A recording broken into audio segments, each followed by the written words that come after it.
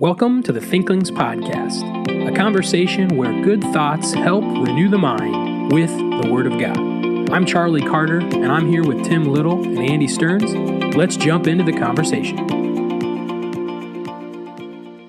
Before we jump into our conversation, the Thinklings want to remind our listeners that the Thinklings podcast is our personal production.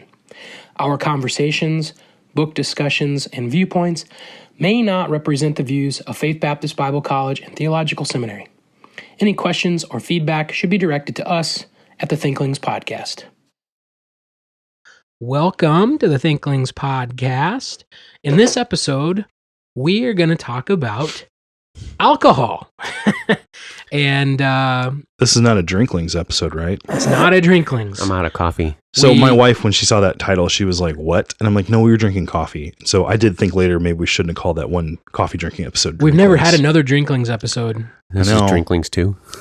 No, we can't call this one Drinklings. It's Drinklings, but it's dry. No, we can't. Oh, why? I mean, I have a water bottle here, and if Jesus wants to change it, he can, but I don't anticipate that happening. Anyway, so we're going to talk about alcohol in this episode. I almost brought grape juice. We could do a communion service. No, that's horrendous. But that was good, Tim. Before we have that conversation, a Thinklings conversation about alcohol, we have some Thinklings business to tend to. Books and business. Let's talk about some books. So there are several books that discuss ancient wine and the Bible. The one that I have in front of me is David Brumbelow, Ancient Wine and the Bible, The Case for Abstinence. David Bombadil? Tom Bombadil? The foreword's written by Paige Patterson, so he was a pretty influential individual within the Southern Baptist Convention, but not anymore.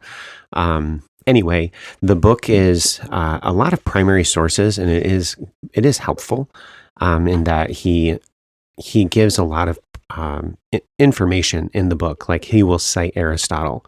He specifically quotes Aristotle. Water, on the other hand, does not give off fumes, but vapor, and that's Aristotle. So he's combined a lot of primary sources, primary evidence. My big beef with him is that he is basically just working off of English translations. So, for example, at one point he quotes Aristotle, "Those liquids which are thickened by heat are a mixture." And then later he says, a slightly different translation of Aristotle. I'm like, can you just interact with the Greek? And evidently he couldn't or didn't or whatever. So that made it more work for me. And his citation system was poor. But still, there is a nice... So he used endnotes? Shout out to Caleb Sturgis, by the way, who sent me that glorious quote about C.S. Lewis and endnotes. Okay, that's coming, don't worry. He does use endnotes, but that's not the reason why I didn't like it. Yeah! We do! Oh! Okay, now I got to read the endnote I don't care, because that's not the reason why I didn't like it. The issue is he's constantly quoting, he's constantly citing sources incorrectly. So, for example, Aristotle, he just says, Aristotle Meteorology, Book 4. Oh, thanks a lot. Where do I look? Meteorology, Book 4. Really? Okay. Well, don't you have your Greek text of Aristotle? Yeah. Mr. Old Testament professor? I need to look up meteorology and hunt through the whole stinking book to find it. There's no citation, specific citation. Because with a lot of those, you're supposed to give location. Yes. Not a paragraph, like a location, number. Right. So you can go to and look up like the Loeb Classical Library, Loeb. Mm-hmm. Classical Library, and then you can just search like a section of his quote, and then you can find it. But still, I'm wanting, especially an issue so contentious as ancient wine in the Bible, I want to interact with some real primary sources, and he failed to do that. So that's my contention. I would still give this a 5 on the Thinklings scale. Okay. That's a decent book. It can be a helpful resource for you. The sources are the information that he has is accurate, but I have had to do a lot of work to validate it. Okay. So it's not Aristotle's Meteorology, it's his metaphysics book. That is the one I had to actually find the Greek for, because that was the real clincher of a text for me. On your not quitely used blog, Yeah. You should actually create a PDF with all your primary sources that go along with that book, like a guide, and that could be something people could use. I just want to read a quote by C.S. Lewis that listener Caleb Sturgis sent in. He says this in Letters to C.S. Lewis. This is Lewis writing a letter. He says, "As to my own book, the question whether notes should come at the end of the chapter or at the bottom of the page is partly publisher and printer. Personally, I loathe a book where they come at the end, and I am writing mainly for people who will want to know where they must look to verify my facts, ... So, that's a man with properly ordered affections. See, there we go. So for my book and business, or books and business, I'm just going to mention a book I got on sale on Kindle to drive Tim crazy. I saw a book. Now, here's actually the good thing of why I like this podcast and why it's been helpful for me. The book Accidental Feminist went on sale for $3 on Kindle the other day. And since you talked about it so glowingly, I picked up a copy. So I've got it. I haven't read it. I don't know when I will. But one of the things I like about Tim Challies' a la carte or gospel ebooks is if you know what books are good, you can get cheap books. And the day of recording, actually, Tactics is what was like $3 or something you said today? Yeah, 2. So Tim Challies, friend of the podcast. So that's my books and business. Awesome. And I'm going to cap a book that I talked about a while back. I can't remember what episode, but I talked about Real Life Discipleship by Jim Putnam previously. It's a book I assign in my classes. And at first, you're not really sure what you're getting yourself into. And that's the one that had a lot of really good quotes at the beginning, right? We were kind of liking No, that one was Deep Discipleship by J.T. English, which I still haven't finished yet, but I will get to that. And so we finished this in a class recently, and I've read through this now twice, and each time I think I get a better flavor of who this person is. I'd still love, before I really pass judgment on the ministry ideas as a whole, I'd like to meet him and talk to him. But you don't always get that afforded to you. So maybe on the next read, I'll actually know what I think. But here's a quote at the end. It's in a chapter called Finding Leaders for Your Church. And he's going to talk about the importance of making sure that the people you put in places of spiritual influence have the right influence. And this paragraph I thought was worth the price of admission. So here's the paragraph. This is 168 of Real Life Discipleship. Keep in mind that while a natural leader influences people, he or she may not be spiritually mature. Too often, churches allow those with proven leadership abilities in the secular world to become leaders in the church without assessing where they are in the stages of spiritual growth. The bottom line in business is money. Numbers of products sold, share value, volume of customers, etc. And when gifted but spiritually unready believers are put in organizational leadership positions in the church, they bring this thinking with them. They think in terms of giving, attendance, salvation statistics, and buildings, but not in terms of making disciples. God may want these people to be leaders someday, but they must go through the maturing process or they can end up destroying the church they love, sometimes unwittingly. And in parenthesis, churches don't split from the bottom up, they split from the top down. Certainly, churches must and should think in terms of some of these bottom line things. But a godly leader, this is my favorite quote, a godly leader leads to the right place in the right way for the right reasons. Ooh. When people aren't mature disciples, they cannot value making mature disciples because they don't understand what one looks like. This leadership problem is where we are right now in most churches in America. And so I think a very important question for ministry philosophy is, do the ends justify the means? As long as they get saved, as long as they're coming and they're giving, who cares what I had to do? And according to Putnam, that would be incorrect. The ends do not justify the means, because not only do you have to go to the right end, you have to get there the right way, the method, and you have to do it with the right motive. I think also, I mean, as you've gone through all of this discipleship stuff, you've really kind of elevated what the goal is. Yeah. And too often within our churches, the goal is way short. Yeah. And so as a result, because we don't have the right goal, we think, oh, that person's mature when really they're not. Mm-hmm. And then that fuels the problem. Yeah. So I really think that spiritual maturity, and what is the spiritual maturity? Being genuinely like Christ. I think that is the standard. And the problem with that standard is it's sometimes hard to quantify. Mm-hmm. And you know what? I've just kind of come to the point where I'm okay with that. And 5 years from now, 10 years from now, I'll really know if that person's more like Christ or not. And I won't see that overnight, but I will see it over a larger group of time, which I think that's why the location for discipleship should be primarily the local church, where you're around people for a long time. To give a rating for the book, I think Kevin Bowder was the first to maybe do this, where it's like, well, for the general populace, it's this, but in a niche application, it's this. So if you're like me and you eat, sleep, breathe discipleship, I'll say it's a 7. If you're not like me and you're like, okay, I've had enough, okay, I would say it's like a 4. Okay. But so maybe I should average those, and it's like a 5.75. But that was perfect. But horrendous. Real Life Discipleship by Jim Putnam, I think a good book. That quote was really good. Yeah, and I told the students that really good. I think for whatever you thought about the first 167 pages, if you really take that paragraph to heart, you're going to do a lot of good things.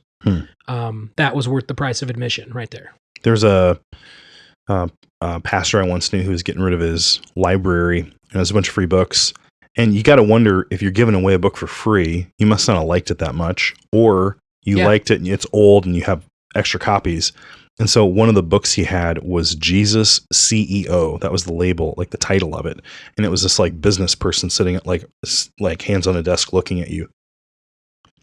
And I remember thinking, this is like, sometime in the mid 2010s, how much business speak is there already in the church? So anyways, I digress. We have more important things to talk about now. Let's have a conversation about alcohol. And kind of interesting, feeding off of or building off of Carter's book and the comment about leadership. This is a big issue within church leadership. What does the Bible actually teach about drinking alcohol? And we have to frame the question correctly. That's one of the issues. So when you guys think of alcohol and alcohol consumption, where do your minds go? What comes to mind? What texts come to mind? Or what do you guys think when it comes to this topic? Do you want to go first, or me too? So yeah, I'll go first. My first thought, as far as a passage goes, I think of Ephesians 5. And sorry, my Do Not Disturb is turned off, and Josh Boyd says hi. What's up, Dr. Boyd? So my first thought is Ephesians 5, do not be drunk with wine. And then as far as just in general, as far as experientially, I think back to, I lived in a small town in Iowa, and I was 16 when I got saved. And so, and I grew up in a family where alcohol was prevalent. And so I have drunk, and I have been drunk.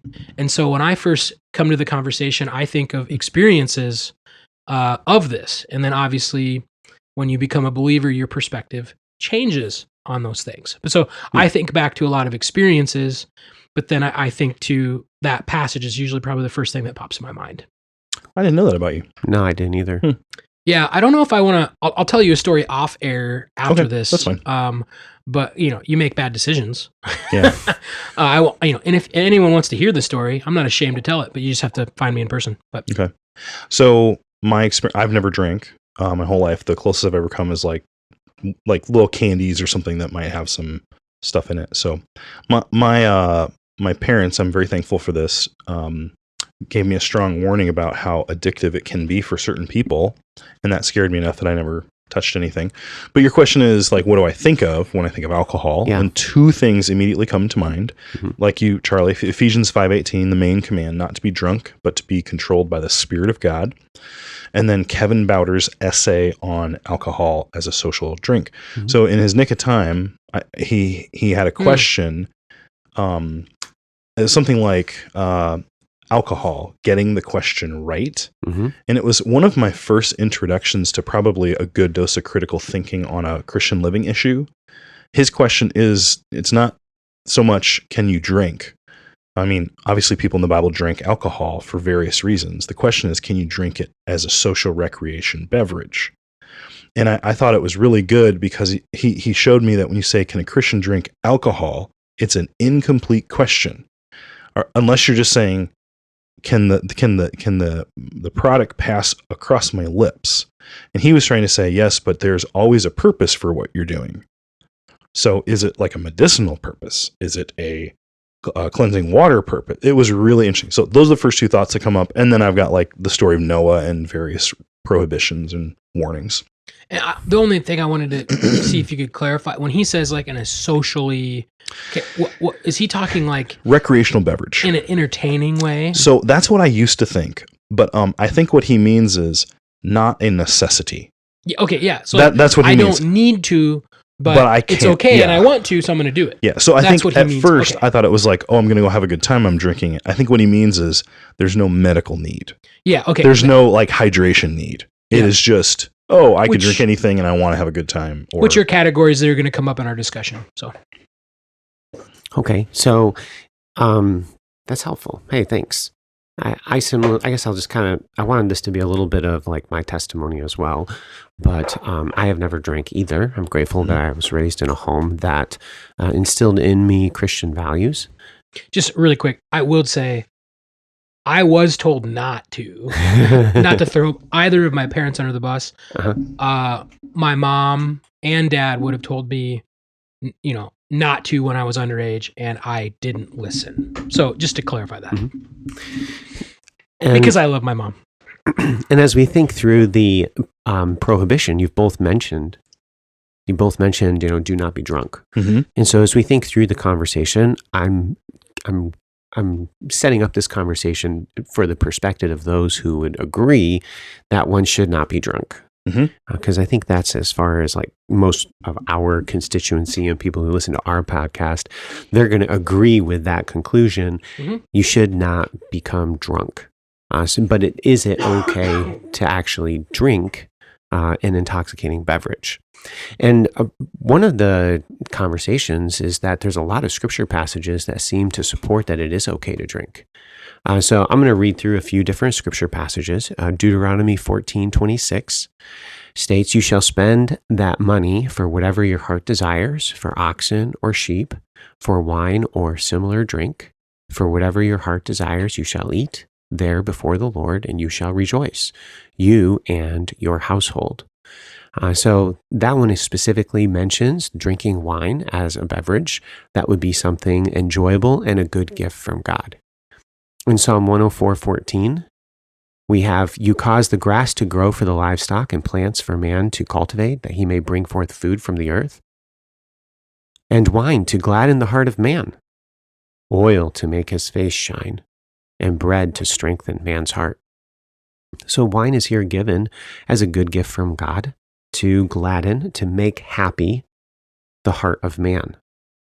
And then you have specific instances and situations. A classic illustration is Jesus changing the water into wine. And I remember even being told, well, it probably wasn't wine, it was probably grape juice. I don't know how familiar you guys are with that argument. And I've heard it said on multiple occasions, and it was just kind of like, okay, whatever. But then you also have in 1 Timothy 5:23, "No longer drink only water, but use a little wine for your stomach's sake and your frequent infirmities." So as I kind of grew and matured and thought through this whole issue of drinking, I kind of struggled with this idea of, is it okay to drink at least a little bit and just to not be intoxicated? And from these scripture passages, it seems to be that would be permissible. Then as I began studying the Song of Songs, there's a lot of intoxication language in the Song of Songs. Wine is a common metaphor for intimacy. In Song 5:1, it reads, I have come to my garden, my sister, my spouse. I've gathered my myrrh with my spice. I have eaten my honeycomb with my honey. I have drunk my wine with my milk. And then the narrator comes in and says, eat, O friends, drink. Yes, drink deeply. And the word there for drink deeply is literally be intoxicated, be drunk. You have these metaphors for strong wine or strong beverages in the song. In Song 8:2, I would lead you and bring you into the house of my mother, she who used to teach me. I would give you spiced wine to drink, the juice of my pomegranate. So this spiced wine would be, it seems, an even further intoxicating type of beverage. And so the song speaks about alcohol as almost an aphrodisiac. And so as I continued studying the song, I continued to see further and further evidence that there seems to be permission, in fact, not just permission, but the ability of a believer to enjoy intimacy and enjoy alcoholic beverages as a good gift from God. However, we do have several prohibitions, which you guys have already mentioned. Ephesians 5:18, do not get drunk with wine, for that is debauchery, but be filled with the Spirit. And Proverbs 23:20 says, be not among drunkards or among gluttonous eaters of meat. Proverbs 23, verses 30 through 35 has a long discourse about the drunkard constantly going back to the alcoholic beverage. And so you have this appeal where, hey, is it okay to drink a little bit, but you just cannot become drunk. And so within that setting, then I began to study, and Brumbelow kind of helped me a little bit here, what kind of beverages are being sold at the liquor store or at Hy-Vee, and what kind of beverages are they talking about actually in the biblical corpus. And this is where I want to kind of share some of the things that I've studied and even connecting it to the Song of Songs. And what I learned is that basically we're talking about two different substances. And when we say, oh, Jesus turned the water into wine, so therefore I can go and drink wine, and we've actually created what is called a false analogy, because we're saying wine to Jesus is like wine at Hy-Vee or the liquor store or wherever else. And what I learned through this study is that these two substances are actually categorically different. So it's like an anachronism as well. Like my word wine, what it is, to put it back into the text, incorrect. That's correct. So to make that case, what we're going to do is we're going to actually analyze some Greek sources. We'll talk about the Hebrew a little bit, but not a lot. We're going to basically be interacting with New Testament Greek words. I know I'm an Old Testament guy, but I know Greek. Okay, I can handle it. It'll be okay. And the ESV constantly translates these specific words as drunkard, which I find fascinating because you'll see a distinction in the translations in like the New King James. There's like 3 different Greek words between 1 Timothy 3 and Ephesians 5. Ephesians 5. Yep. 1 Timothy 3, Ephesians 5, and then Matthew 11. How Jesus is called a wine bibber in Matthew 11:19. And the ESV translates it a drunkard, a glutton and a drunkard. But it's actually a different word than, say, the word in Ephesians 5. And it's similarly a different word than what we see in 1 Timothy 3. And so what we learn as we study through this is that the substance that they drank, just like we have different kinds of alcoholic beverages today, they had different alcoholic beverages as well. And as we study the ancient world, we'll see that this kind of a wine that they usually drank was of a very different substance than what you would buy at, say, a Hy-Vee. So as we were recording this episode, we had to change locations and even time of recording. So this is a later day. And so you're probably going to notice a difference in our sound quality and recording efficacy, but the content is still pure gold. So Tim, why don't you pick up where we left off? So I'm going to talk about a couple of propositions as we think through this topic of alcohol in the ancient world. And the first point that I want to make is that the alcoholic concentration was different. When we examine like the alcohol of today, whether it's at the local grocery store or at a liquor store, the alcoholic content and even what's considered good wine is very different than what we saw in the ancient world. I'm going to try to make that case based on a few different passages and a few different words as well. First, when we see wine in the New Testament, in Matthew 11:19, Jesus is described as somebody who drinks wine. The New King James and the King James translate it wine bibber. We don't really use that word anymore. But it is a different word than the word drunkard. In fact, the ESV translates the word there drunkard, but it's not drunkard. The word is literally a person who drinks wine. And then that might beg the question, well, what is wine? And of course, when we think of wine, we think of, well, the stuff that's at the local grocery store or at the liquor store. That's what Jesus drank. But as we examine the historical context, as we think through or examine the historical sources, we learn that wine to them was a very broad category. It essentially communicated anything that came from the vine, which could include grape juice, but also would include alcoholic beverages. So you might be like, really? I mean, this is ludicrous. Well, I'd encourage you to even just read through like your old KJV. They use terms like sweet wine. What is sweet wine? Well, don't ask me. I'm a Baptist. So it's the produce of the vine that is sweet. So what would be a modern word that we would use for that? Grape juice or juice? We would call that grape juice. So there's actually still a remnant of this idea found in the English language. So you have the word wine drinker, and Jesus was a wine drinker. Then in 1 Timothy 3:3 and Titus 1:7, you have the qualifications of the pastor. A different word is used here. The pastor, the man interested in the ministry, should not be given to wine. That's how I think the New King James translates it in 1 Timothy 3:3. Well, what does it mean to not be given to wine? And you can take a look at this. The Greek word is actually different. And again, the ESV uses a different, or translates it drunkard. So what the ESV has done is they've smashed these three different Greek words into one translation, and they've translated them all drunkard. So Jesus is a wine drinker. A pastor is not supposed to be one given to wine. This word not given to wine is not a common word in the New Testament. We have it in those two instances. Its meaning, though, becomes really apparent in 1 Timothy 3:8.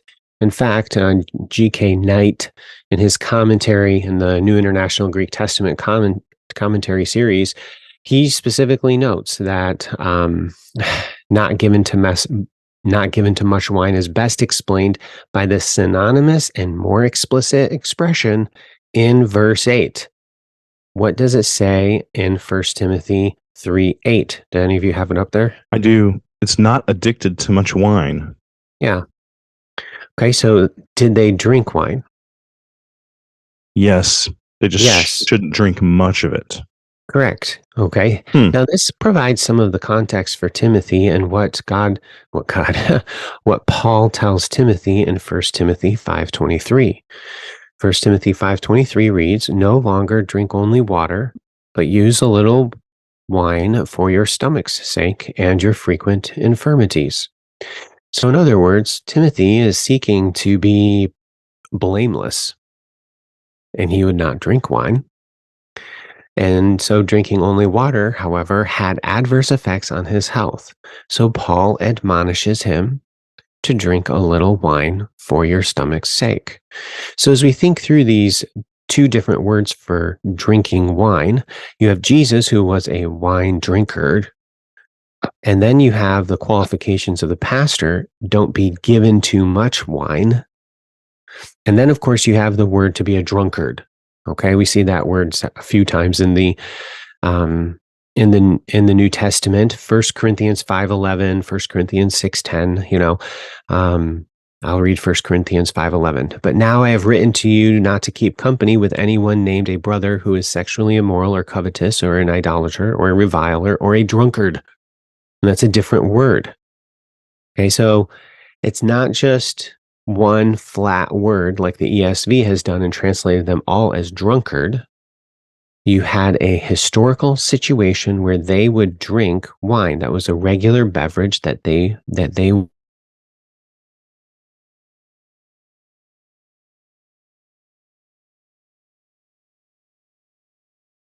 to be a church member, you weren't supposed to be a drunkard.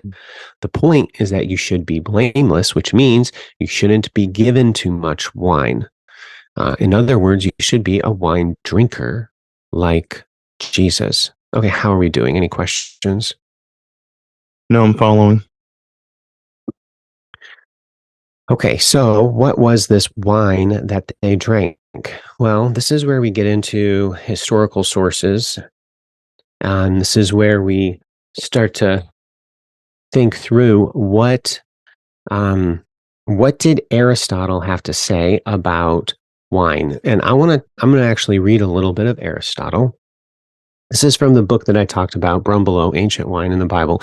But he's just citing he's just citing regular sources. So you could look this up at the Loeb Classical Library yourself. I'm going to read, those liquids which are thickened by heat are a mixture. Wine is a liquid which raises a difficulty, for it is both liable to evaporation and it also thickens. For instance, new wine does. The reason is that the word wine is ambiguous and different wines behave in different ways.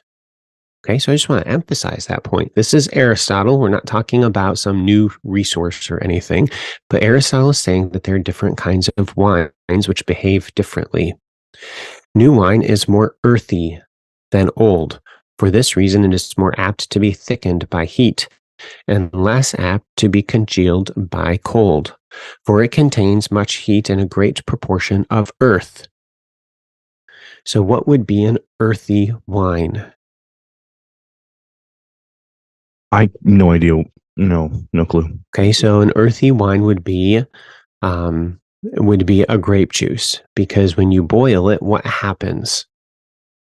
Becomes jelly? I don't know. Yeah, it's going to thicken up. Okay, because what's in grape juice is sugar, and so when the water comes out of it, then it's going to get thicker, and that's what will happen. But if the sugars, react with the yeast and then form alcohol, what's going to happen then when you boil it? Not the jelly.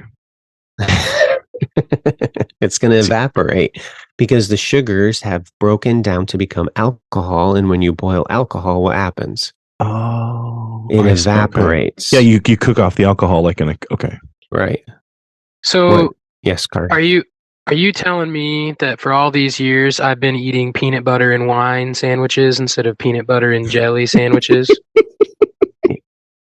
Yum yum. A PB&W. Sorry, that has nothing to do with what we're talking about. Listener, it does. Listener, this other recording session is also taking place in the wee hours of the morning, so there's a time difference here too. So he states, sorry, Tim, go ahead. If all wine has some sediment in it, then it will belong to earth or to water. So think sediment, think sugar, think earthy. Okay, so the four ancient earth, wind, fire, water. There you go. Earth and wind. All right. If all wine, let's see here. The liquids that are thickened by cold are of the nature of earth. Those that are thickened either by heat or by cold consist of more than one element, like oil and honey and sweet wine. So what did he just compare it to? Honey. Well, yeah, sugar. Okay, so the word wine, it can be a little bit was ambiguous because that's what they had. Let's see here. Yeah. Okay, Tim, so that's Aristotle. Yeah. Did you mention, I know you mentioned where someone could find that. What exact work is that being read from? For my own edification. I'm reading Ancient Wine in the Bible and the Bible, the Case for Abstinence. But in the books and business section, when we recorded earlier, I mentioned how the citation in that book is not very good. Now, I went and I found the actual Greek source because I wanted to see, does it actually use the word oinos? And the answer is that it does. The word that he's interacting there the whole time is oinos, which means that oinos, wine to them, was simply a product of the vine. It could be grape juice or it could be an alcoholic wine. I don't like the book as much just because he doesn't do a good job citing stuff, but it still is a nice, condensation he and I would be friends. Of a bunch of stuff. Okay, so the first point to establish is when the Bible talks about wine, it's not necessarily talking about what you would go to the grocery store and purchase or to the liquor store. That wine, it would be different. It could be the same, actually, I should say, but the word wine has a broad semantic range that would include anything produced from the vine. And we should probably just point out that I just had a thought. The listener might wonder, why did you quote Aristotle? And Aristotle, he would have lived.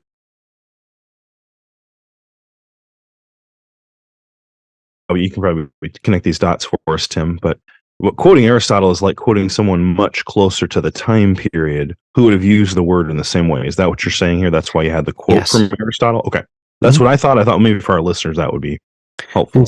And some might have a problem. Well, that was 300 years before Jesus, but Kalumala and others they've uncovered other writings where we see them using the words the same way. And Brumbelow actually has those citations in his book as well.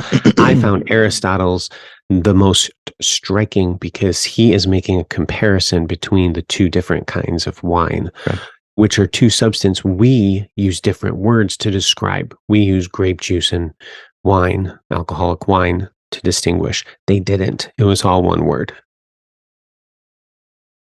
Yes.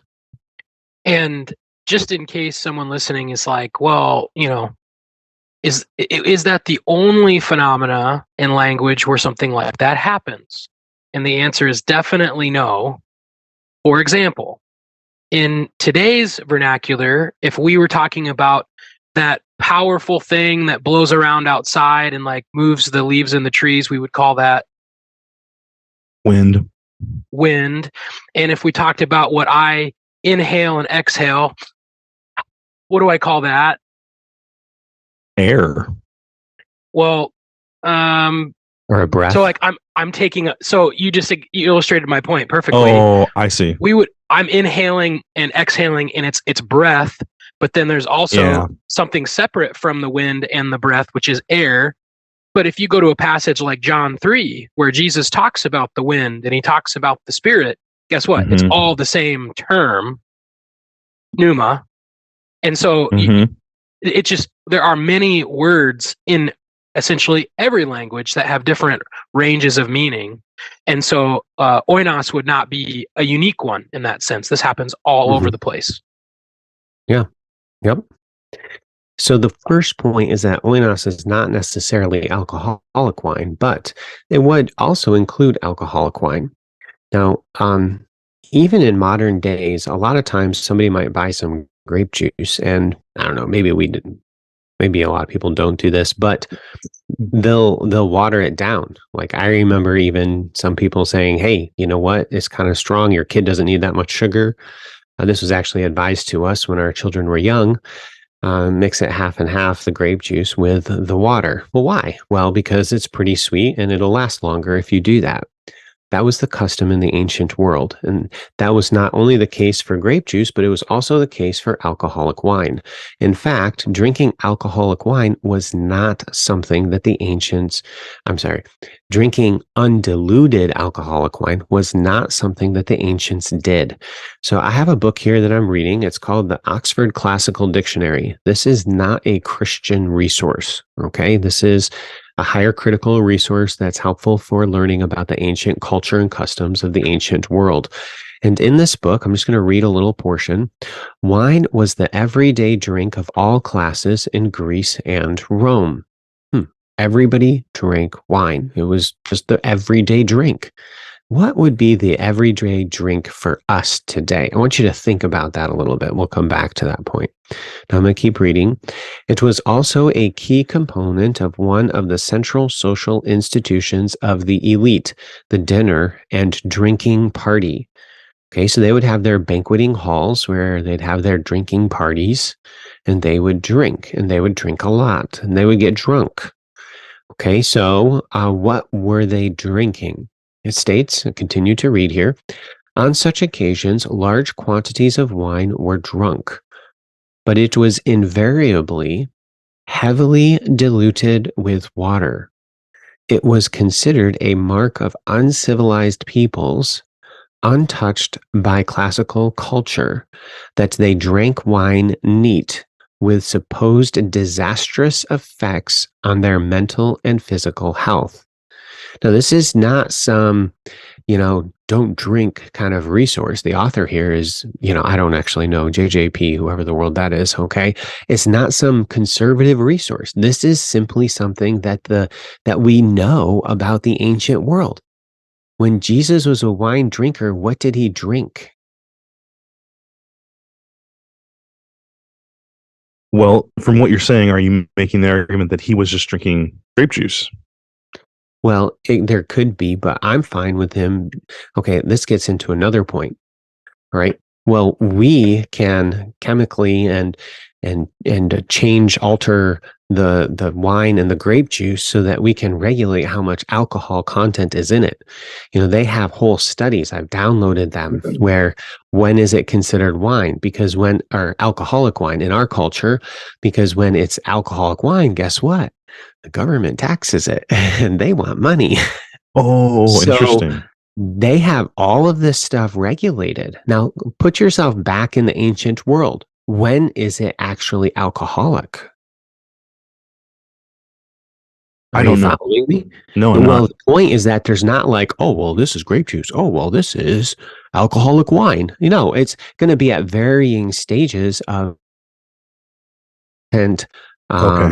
substance. Okay, so this gets into, well, what is good wine? And I'm going to go there in a little bit too.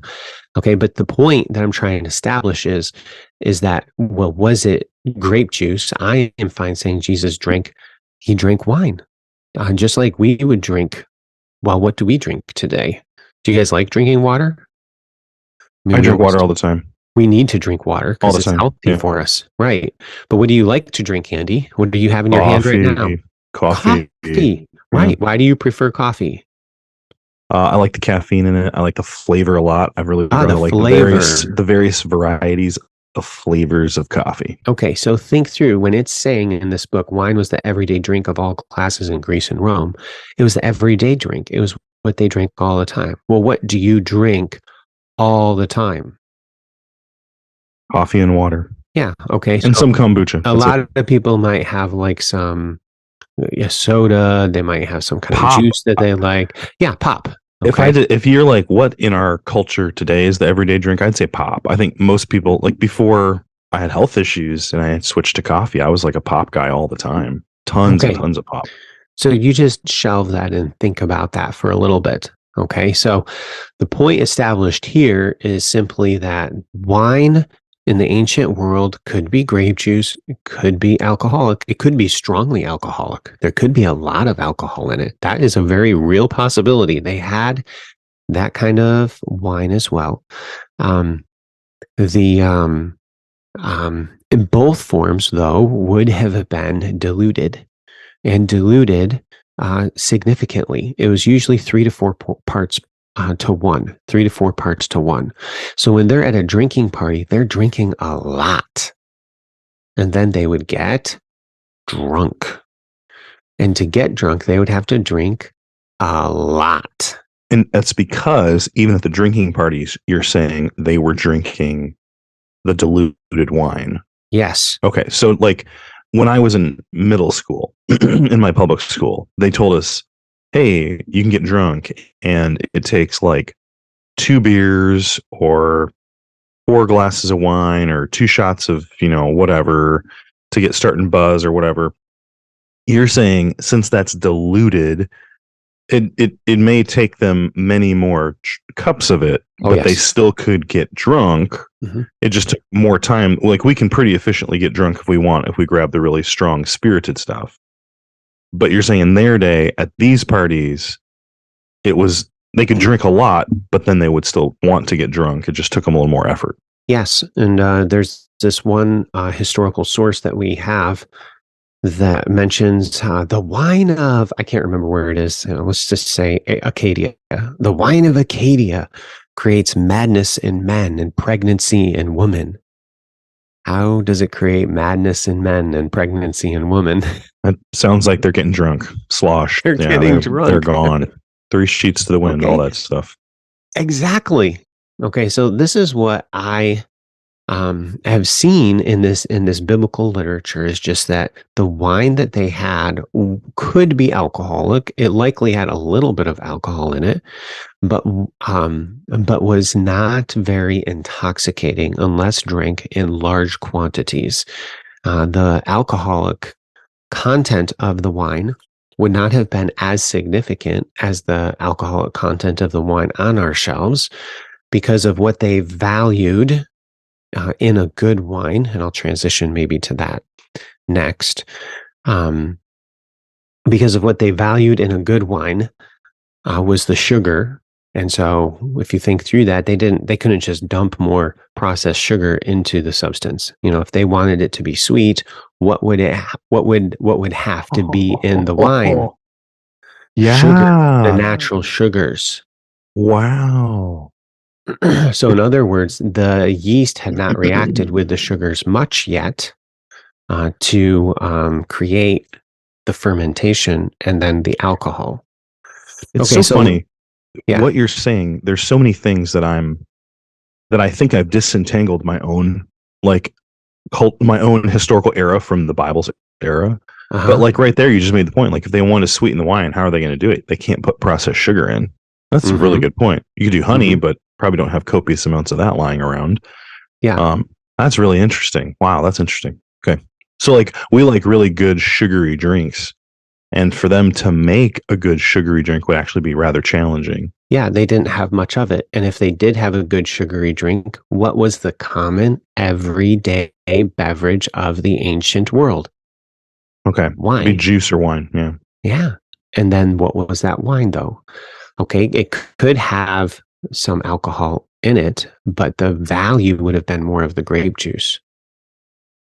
Yeah. I actually think that point is really missed on a modern audience, especially in America, because there are still places in the world where you couldn't just go buy a bag of sugar somewhere. But if I go to Hy-Vee, which is literally just, a couple minute drive for me, I could buy literally hundreds of pounds of sugar. And that I think we really need to consider that fact. Like they couldn't just, oh, my Kool-Aid isn't sweet enough. Well, let's put more sugar in my Kool-Aid. I think that's actually, I think that's a profound point that we, I think what happens often in these types of discussion is anachronism, like we're applying something now back and we have to be very careful not to do that. So I think that's a really good point. And could I insert here that Andy used a phrase that's one of my favorite phrases. He said, "Oh, really? You said 3 sheets in the wind." And do you know the origin of that phrase, 3 sheets in the wind? No, I literally have no idea where that came from. I saw it on a movie one time. which I'm not going to talk about. It does mean to be drunk, and it's a really cool metaphor. It's referring to a sailor, and you have the sheets, what's the sail or whatever, the sail, and you tie them down, and you put them in specific locations so the wind drives the ship where you want it to go. And if you let them go loose, you let them go out of control, what happens to the boat? It goes all over the place. It doesn't go any. So the boat is out of control. That's really good. That's a really good illustration. Drunk. Wow. So it's a great phrase. Great phrase. Well, imagine trying to drive that, like trying to steer that. If you let the sails go on the boat, you can't steer it. You have no power. You're completely totally out of at control. The whims of another power. Yeah. Wow. 3 sheets in the wind. I think it's to the wind, but either way. To the wind. Sorry. Yes, 3 sheets. Right, carry on, Tim. That was really interesting. So I have, this has been something that has ruminated in my mind, and then I started studying the Song of Songs. Now, what do you have then in the Song of Songs?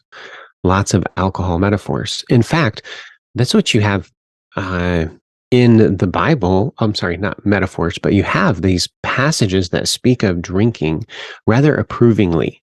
And so as I studied the Old Testament, I'm like, man, some of this doesn't quite make sense, because the beverages repeatedly are something positive.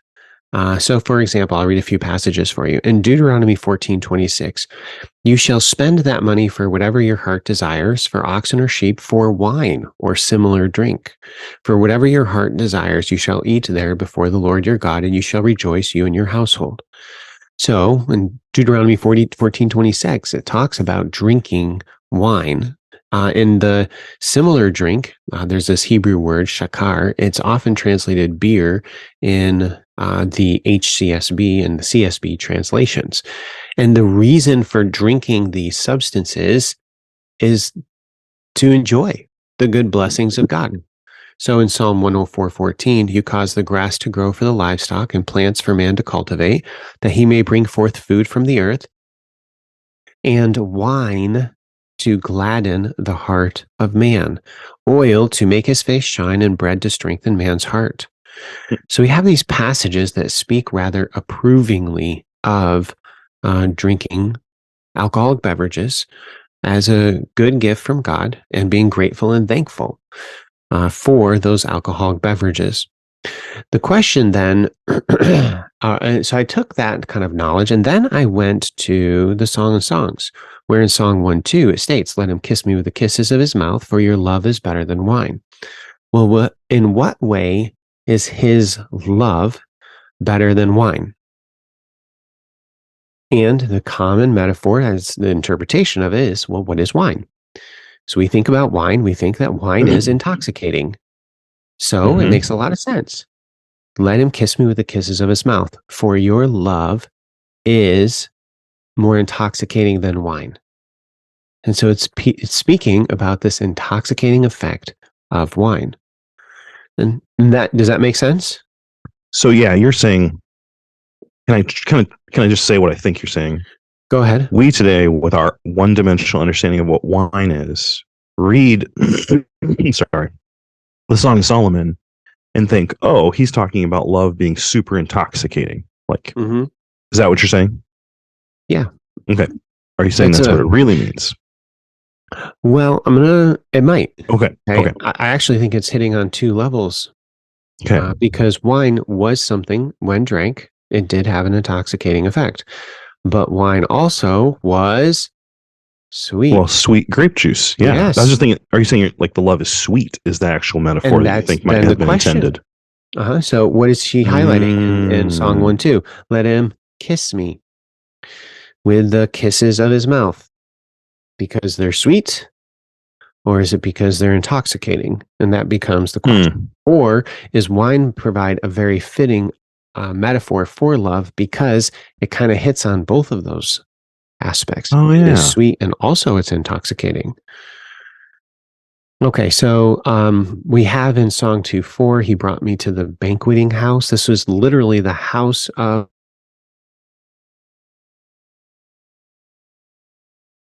And so, what is the emphasis here? Intoxication? Well, it's the drinking house.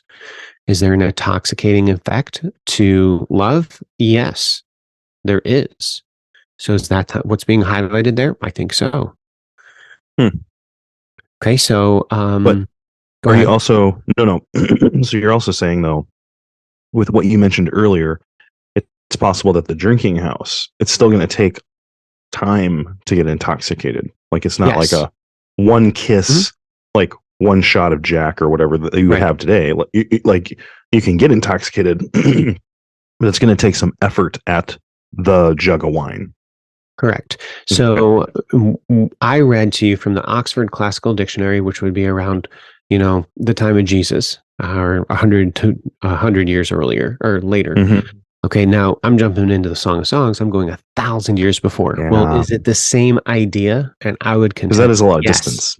Okay. It is a long distance, but this seems to still be that what they did, even in the times of, say, Solomon. Now, did they sometimes drink alcohol undiluted and it was intoxicating? Yes. I mean, we know that was the case.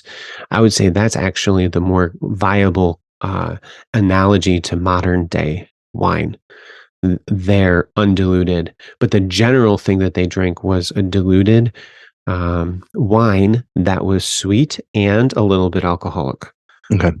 I'm going to try to make that case again from the Song of Songs, where this one I want to write a paper on. I don't know if anybody goes there on this one. In Song 4:10, it says, "How beautiful is your love, my sister, my bride. How much better is your love than wine." So it's very similar to Song 1:2. It's better than wine. In Song 5:1, I ate my honeycomb with my honey. I drank my wine with my milk. Okay, wine and milk are colluded together, which is a really odd connection because milk and wine don't go together. Okay, but this is, so what's going on here? Well, I think these are just the two delicious beverages that they would be able to drink. Who wants to drink, water all the time? Well, I mean, and we should also probably say, like, when we think of drinking water today, we're thinking of water that's come from a treatment plant that's been purified. Correct. And depending on where you're at, if you don't have a clear running stream from a mountain, the water you might have could be a little stagnant and stanky. And sometimes that water would make you sick. And so, yeah, do I want a refreshing drink of tepid water, or do I want like a delicious glass of milk right. or grape juice? Okay. Right. And so that's another aspect of this conversation that we need to go to, is to think through the reason they drank was because of health. But I'm not going to go there quite yet, because we're stepping all the way back into the days of Solomon now. Now, this last text is a little bit erotic. I'm going to basically just explain what the text is communicating. All right. And I think that this can really help our listeners understand the ancient culture of what wine was. So in Song 7, I'm going to pick it up at verse 7. Okay, this is a rather erotic section of the song. I'm just going to read the Bible and I'm going to explain what it means. Your stature is like a palm tree, and your breasts are like its clusters. So the breasts are like the clusters of the palm tree. Hey, parents, we're going somewhere. You might want to view this if you have children in your van right now. Go ahead, so Tim. The clusters are clusters of figs. Okay, so when you think of a palm tree, don't think coconuts, think actually fig palm trees. And the figs are sweet. Okay, they're sugary. Okay, are you following me? Mm-hmm. Okay, so now in verse 8, I say, I will climb the palm tree and lay hold of its fruit. Oh, may your breasts be like the clusters of the vine. Okay, so now he flips the metaphor, and it's the clusters of the vine. Well, clusters of the vine are grapes. And grapes are, just like figs, sweet. And not yet alcoholic. not yet alcoholic. All right. And then continuing, and the scent of your breath is like apples. And what are apples? Sweet. Sweet. Okay. And they make your breath smell good. Okay. Now in verse 9, and your mouth like the best wine. Your mouth like the best wine. Well, in what way is her mouth like the best wine? What is best wine? What is good wine? Are you following? Yeah. What's the text been all about in this sweetness. section? It's been sweetness. Okay. It's not alcoholic.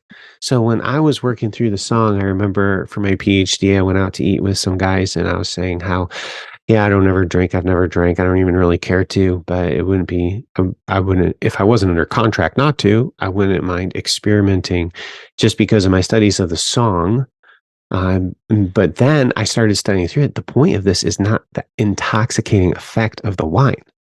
The point of the analogy is the sweetness and how it freshens the breath. It tastes good. And that's what intimacy is. It tastes connection. The point of the analogy is the enjoyability of it. It's something that you like. It's something that you enjoy. And the best wine, and this is literally a definition of good wine, which we've messed up. Okay, a lot of people interpret good wine as being high alcohol content. They don't ever have a good sugary drinks to eat or drink. They never had that. Good wine would have been sugary. That's really interesting. And we see that in the Song of Songs. So it states there in verse 9, your mouth is like the best wine. It goes down smoothly for my lover, gliding over lips and teeth. And so what are they doing? They're literally making out, and each other's mouths taste good.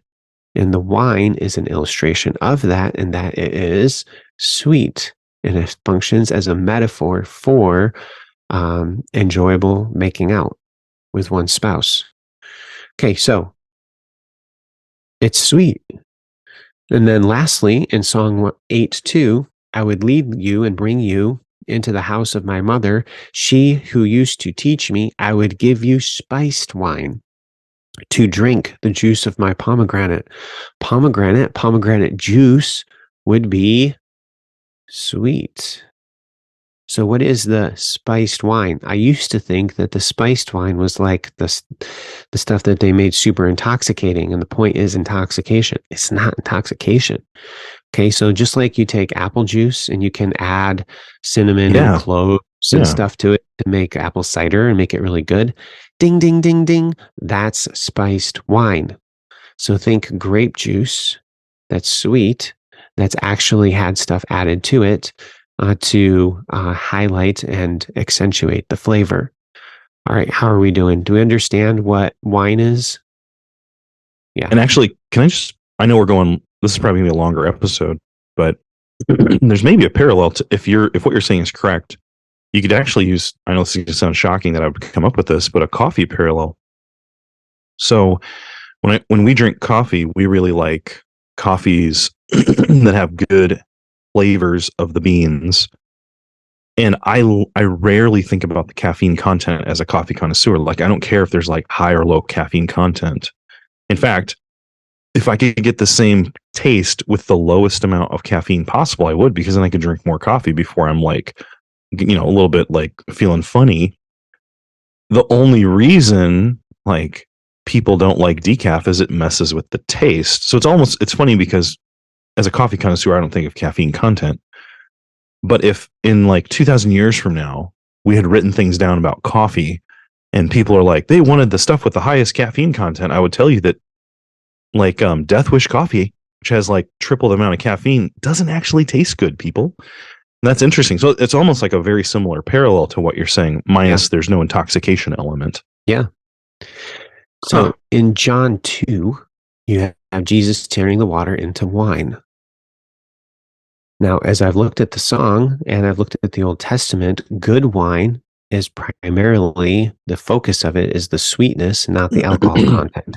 Would it have some alcohol? Yes, not as much. Would it be diluted with water? Yes, not that much. In John 2:10, it says, and he said to him, every man at the beginning sets out the good wine. And I've been on both sides of this. Well, what is good wine? Well, it's alcoholic. Well, it's not alcoholic. Honestly, according to Aristotle, it could be alcoholic. It could not be alcoholic.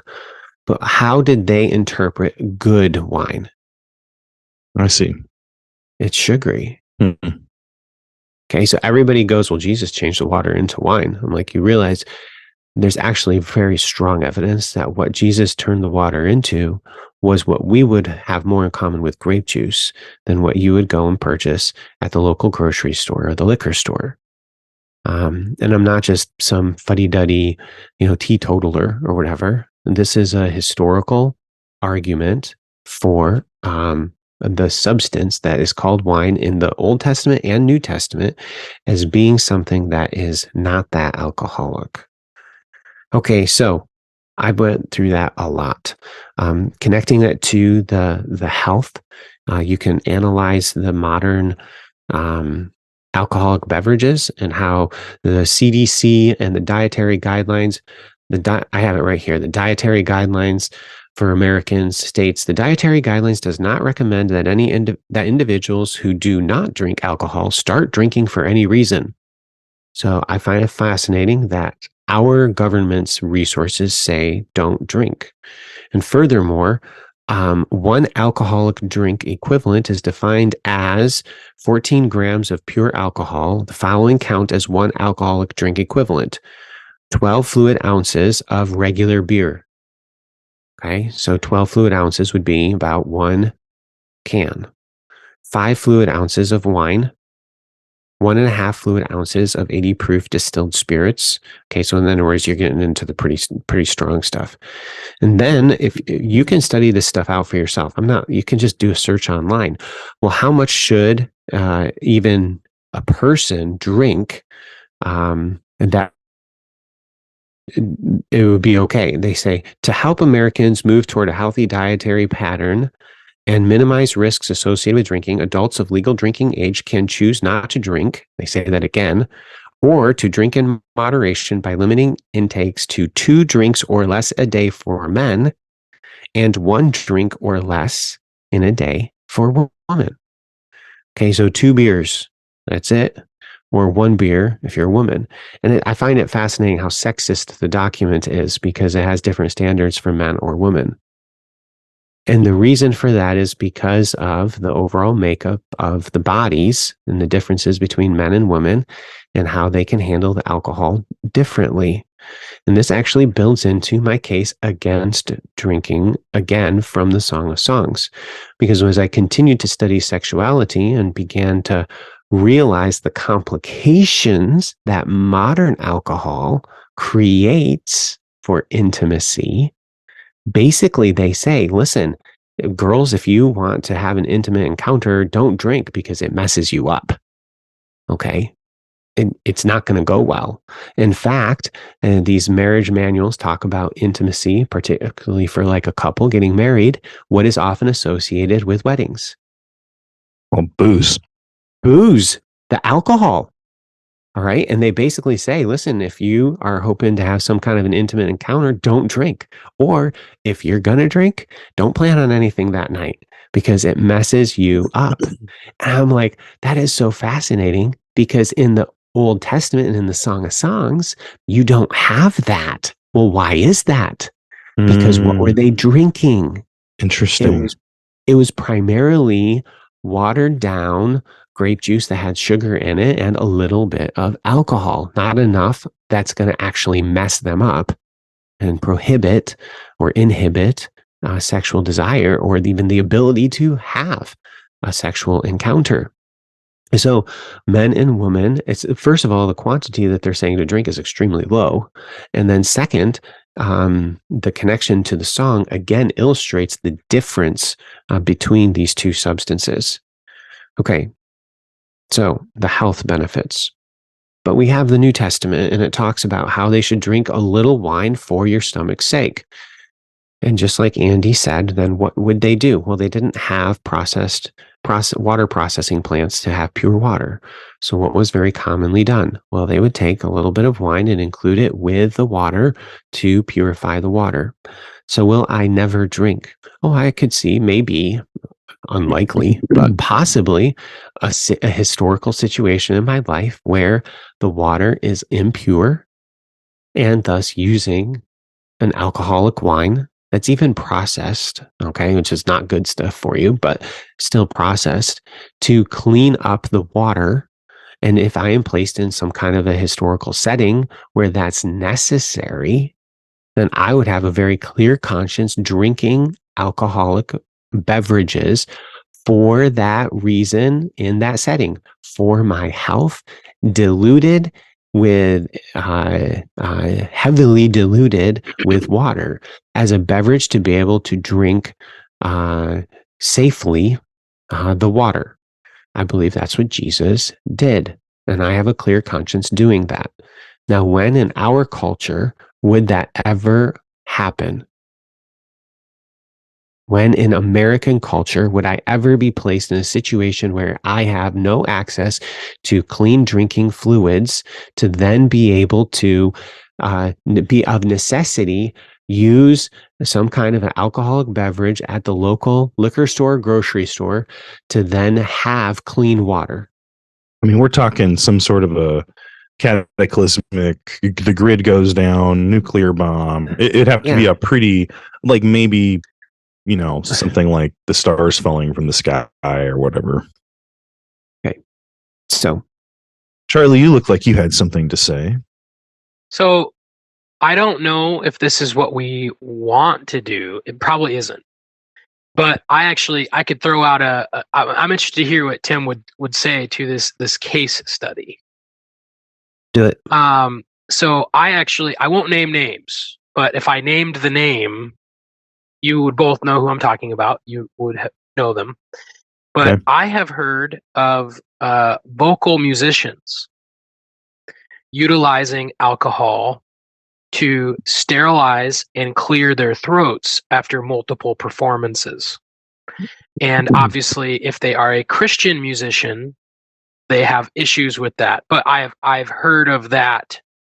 So, obviously, Timothy is more of a more specific medical issue. It's not a practical musical thing. But what would you think of someone utilizing something like that for the clearing of their throat? Yeah, so there's some people that have been told, well, my doctor said that I should have a little bit of red wine because it's good for my heart. And I'm like, well, what is a little bit of red wine and how good is it for your heart? And maybe wonder how, if you ask your doctor, is there something else I could have instead? And actually, so this medical use of red wine, and you just drink grape out all of the junk that the actual wine has. So a lot of times when we think through medical uses of alcoholic beverages today, I'm not saying that there can't be some. I mean, I take NyQuil. I have a completely clear conscience taking NyQuil when I'm sick, which has alcohol in it. Okay. Mm-hmm. I'm taking it for medicinal purposes. That's the reason. Is this a medicinal purpose that the individual's using it for? Would something else work instead? And if it is in such low quantity and being used for medicinal purposes, I don't have a problem with it. Anyway, Andy, did you want to chime in? I don't know. You don't have to. No. I would say that I've got something else. No, I would say I'm not sure what to say about that one, except that I have an anecdote. But Charlie, I just have an anecdote. Go ahead, Charlie. So in Proverbs 31, you have it's Charlie, not for kings. Charlie had one, Tim. Oh, go ahead, Charlie. Well, I was just gonna. What I wanted you to say is what you said.